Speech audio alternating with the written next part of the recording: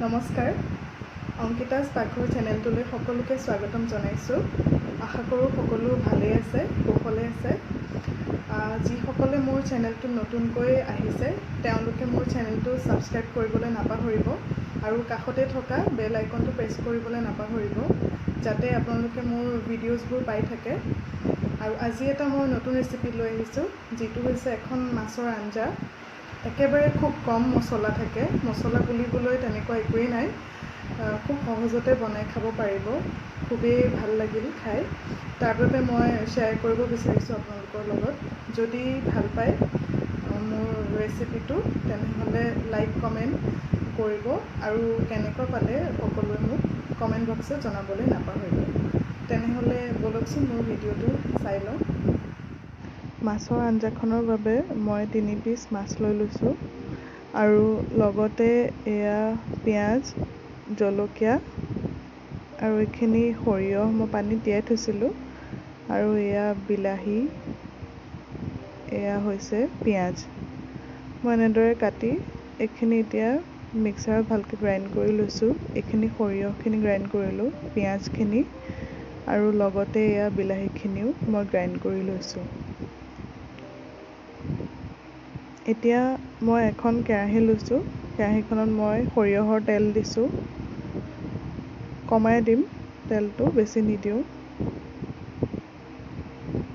আৰু এতিয়া অকণমান গৰম হ'বলৈ দি মই ইয়াতে কুটি লোৱা যিখিনি পিঁয়াজ আছিলে সেইখিনি পিঁয়াজ দি দিম।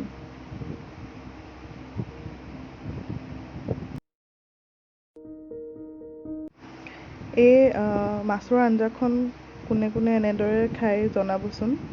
মোৰ খুবেই প্ৰিয়, কিয়নো ইয়াত ইমান মছলা নাথাকে আৰু স্বাস্থ্যৰ বাবেও ভাল হয়। এতিয়া পিঁয়াজখিনি অকণমান ফ্ৰাই কৰি ল'ম আৰু লগতে এইখিনি কেঁচা জলকীয়া ফালি লোৱা মই দি দিলোঁ আৰু এইখিনি এতিয়া ভালদৰে ফ্ৰাই হ'ল। লগতে এতিয়া সৰিয়হৰ পেষ্টটো মই দি দিলোঁ। এইখিনি ভালদৰে লৰাই ল'ব লাগিব।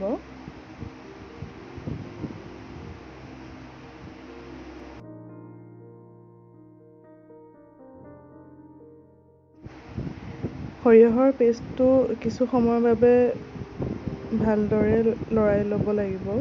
ইয়াৰ পৰা যিটো কেঁচা গোন্ধ আছে সেইটো নাইকিয়া হ'লেহে আঞ্জাখনৰ সোৱাদটো বাঢ়িব।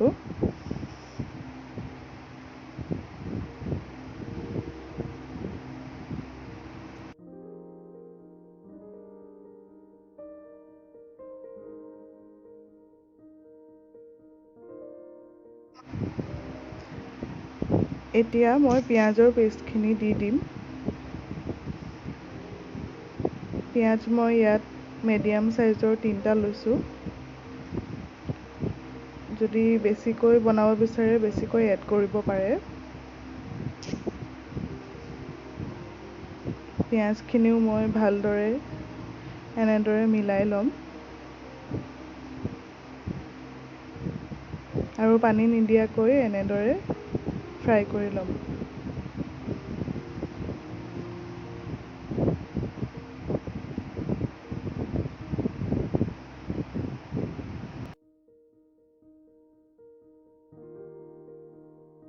এতিয়া মই ইয়াতে হালধি এড কৰিছোঁ 1 চামুচ আৰু লগতে এয়া red chilli powder. Red chilli পাউডাৰটো অকণমান বেছিকৈ দিম, যিহেতু ইয়াত ইমান জ্বলা নাথাকে, কেৱল সুন্দৰ কালাৰটোৰ বাবেহে ইউজ কৰা হৈছে। মই এয়া ৰেড চিলি পাউডাৰ দিলোঁ আৰু ভালদৰে এইখিনি মিলাই ল'ম।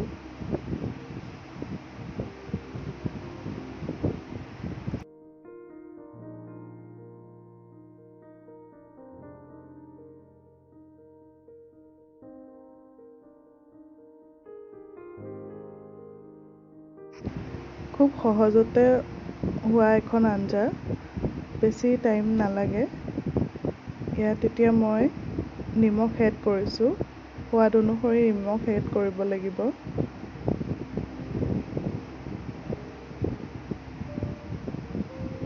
গেছৰ ফ্লেমটো মিডিয়াম আৰু ল' কৰি ৰাখিব, নহ'লে জ্বলি যাব পাৰে। যিহেতু এইখিনিত আমি পানী এড কৰা নাই এতিয়ালৈকে। এইখিনি আমাৰ ধুনীয়াকৈ মিক্স হৈ গৈছে।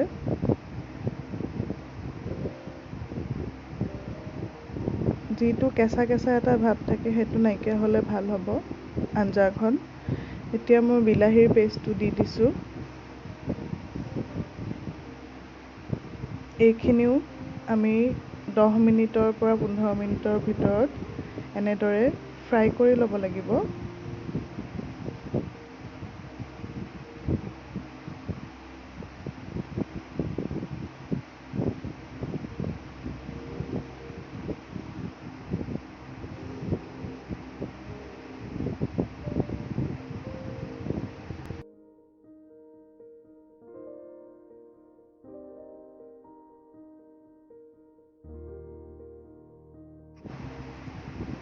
এতিয়া মই আঞ্জাখনত পানী এড কৰিছোঁ।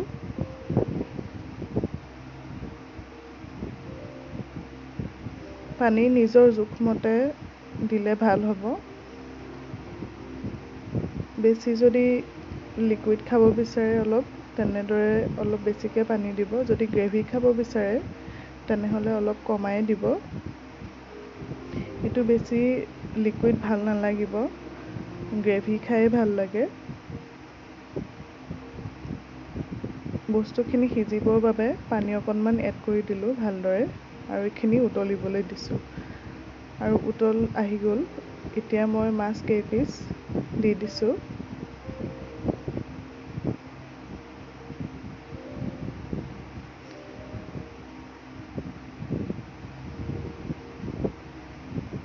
মাছখিনি ভালদৰে সিজাৰ লগে লগেই আঞ্জাখনো হৈ যাব আমাৰ। ইয়াত মই কোনো ধৰণৰ মছলা ইউজ কৰা নাই, কেৱল ৰেড চিলি পাউডাৰটোৱে ইউজ কৰিছোঁ। বাকী একেবাৰেই সহজ হয়। এয়া আমাৰ আঞ্জাখন ৰেডি হৈ গ'ল। খুব এটা সুন্দৰ ৰং ওলাইছে আৰু গ্ৰেভি হৈছে। আশা কৰোঁ মোৰ ভিডিঅ'টো চাই সকলোৱে ভাল পালে। যদিহে মোৰ ভিডিঅ'টো চাই সকলোৱে ভাল পালে তেনেহ'লে লাইক, কমেণ্ট, শ্বেয়াৰ কৰিব আৰু ছাবস্ক্ৰাইব কৰিবলৈ নাপাহৰিব। মোৰ আপকামিং ভিডিঅ'ছবোৰ পাবলৈ বেল আইকনটো প্ৰেছ কৰিব।